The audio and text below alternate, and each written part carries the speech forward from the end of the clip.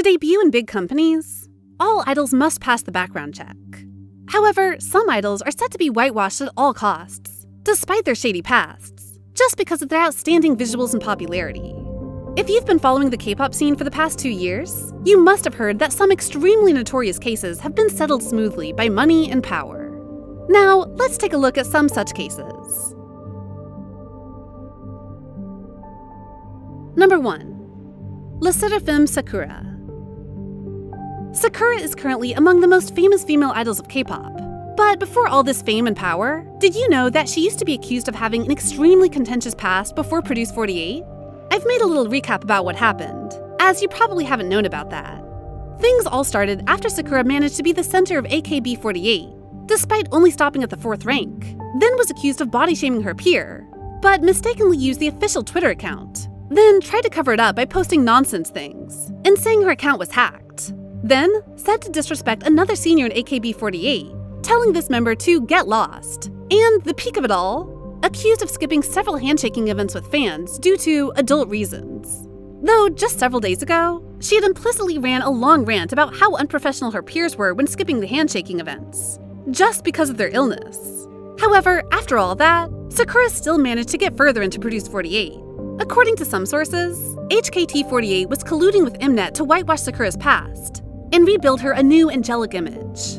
Right at the first episode of the show, people had already complained about how Mnet always made the whole episode revolve around Sakura, and HKT48 also seemed to sacrifice a more rounded artist of theirs, Jirina, just because Sakura had the visual. Another sign was Sakura's A rank in the first episode, and according to both Japanese and international netizens, this was ridiculous, because even in her home country, Sakura had always been infamous for her lackluster singing and dancing. There was also a huge outrage when Sakura was passed as an A rank trainee, while people believed that she should have been in the D or F categories. And according to Knet, the game was rigged so bad that it should have been called Sakura and the Produce 48. The hype around Sakura was so out of hand that, on the internet, topics like, "Why Sakura is so popular?" was literally mushrooming on famous forums. However, to the surprise of people who believed Sakura was problematic, answers to these questions were all about her stunning visual and wholesome personality. Number 2. Stray Kids' Hyunjin. Back in February 2021, a male netizen came forward anonymously on social media and said that Hyunjin had been verbally abusive when they were in middle school. According to the BBC, Stray Kids' agency, JYP Entertainment, conducted their own investigation when the accusations first came to light. JYP had interviewed the anonymous poster, Hyunjin's former teachers, and other classmates. At the end of the investigations, the company claimed that Hyunjin was 100% innocent, and anyone daring to defame him like that would be taken legal actions against. However, as the alleged victims didn't back down, and as time passed, more and more of Hyunjin's former classmates spoke up about their terrible experiences with him on social media, JYP ended up releasing another statement, which was ironically in contrast to their previous denial when the scandal first broke out. Probably with a view to cooling down the anger and ease the pressures of netizens asking Hyunjin to leave Stray Kids for good, JYP Entertainment said in the notification that they would let Hyunjin on an extended hiatus to reflect on his past actions instead. Besides, they also said Hyunjin was sincerely apologetic and hoped that those involved could heal from the wounds. However, as the reaction was still fiery, they tried to better the image of Hyunjin by stating he had been dominating and volunteering during his self-reflection time. Some netizens later said that they'd even heard on the grapevine about how JYP Entertainment had been paying the victims to shut up to save Hyunjin's face. Because the scandal was super big at the time, especially when Hyunjin was the most famous member of Stray Kids, questions like, will JYP Entertainment let Hyunjin go? Immediately popped up on the internet. However, as some had already seen the future, and how entertainment companies would always prioritize money above everything else, they all agreed that JYP would never let such a money tree go over some mediocre scandals, which they could easily use power and money to solve thoroughly. The proof pointed out by a netizen was that Hyunjin's bullying scandal actually started around 2018, but JYP was quick to shut it down. However, the victims came back stronger in 2021, so Hyunjin and JYP had to back down and admit the wrongdoings. Number 4. ITZY's Leah. It's such an irony to see how JYP Entertainment, a company that values dignity more than anything, debuted many idols that got involved in big scandals.